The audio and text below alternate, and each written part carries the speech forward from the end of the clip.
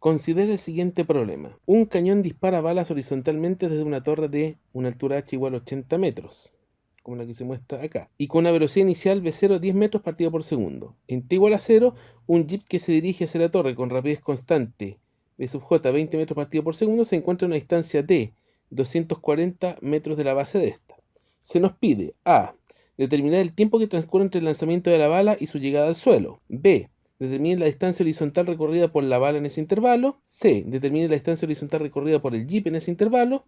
Y D. ¿En qué instante debería dispararse la bala para que impactara al jeep? A continuación resolveremos este problema. Partamos analizando el proyectil. El proyectil va a tener un lanzamiento con posición que va a salir horizontalmente y que va a llegar a un cierto punto de acá. De acuerdo al sistema de referencia indicado, podemos plantear las ecuaciones. La posición horizontal de función del tiempo va a ser v0 por t.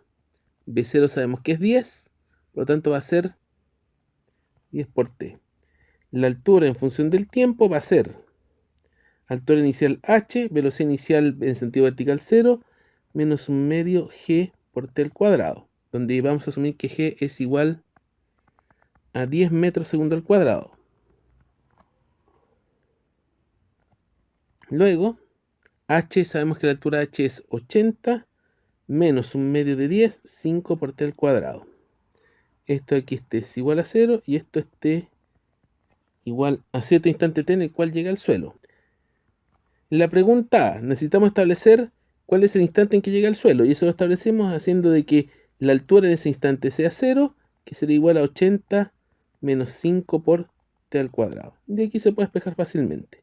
Nos va a quedar 5t al cuadrado es igual a 80, de donde t al cuadrado es 80 dividido en 5, de donde t al cuadrado va a ser igual a 16, de donde fácilmente t va a ser igual a 4 segundos. O sea, al instante 4 segundos, el proyectil va a llegar al suelo. En la pregunta B se nos pide esta distancia. Se nos pide la posición del proyectil en el instante 4. Y eso lo podemos calcular fácilmente, simplemente evaluando x de 4, que va a ser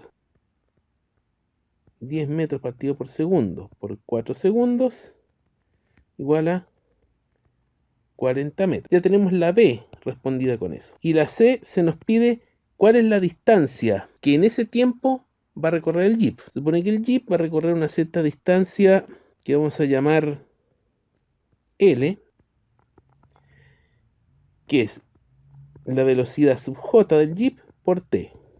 La velocidad del jeep sabemos que es 20 metros partido por segundo por los 4 segundos. Por lo tanto va a recorrer 80 metros. Nos faltaría solamente contestar la pregunta D, pero para eso vamos a necesitar hacer un análisis un poco más detenido, que es el que veremos a continuación. Sabemos que la distancia inicial entre el jeep y la base de la torre de donde se emplaza el cañón es 240 metros. Este de acá va a tener un alcance de 40 metros. Esta distancia de acá va a ser 40 metros. Y para que el jeep llegue acá, tiene que estar en una posición tal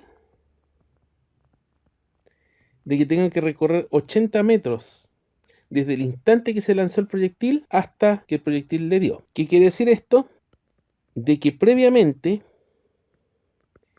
el jeep tiene que haber avanzado 240 menos 80, o sea 240 menos 120 igual a 120 metros desde su posición inicial hasta este instante que vamos a llamar t', que es el instante en donde se dispara el proyectil. Por lo tanto, entre 0 y t' recorre 120 metros el jeep. Por lo tanto, vamos a tener que 120 metros va a ser igual a la velocidad del jeep por t'.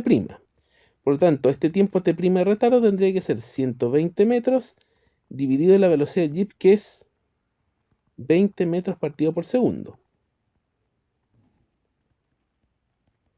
Simplifica los metros.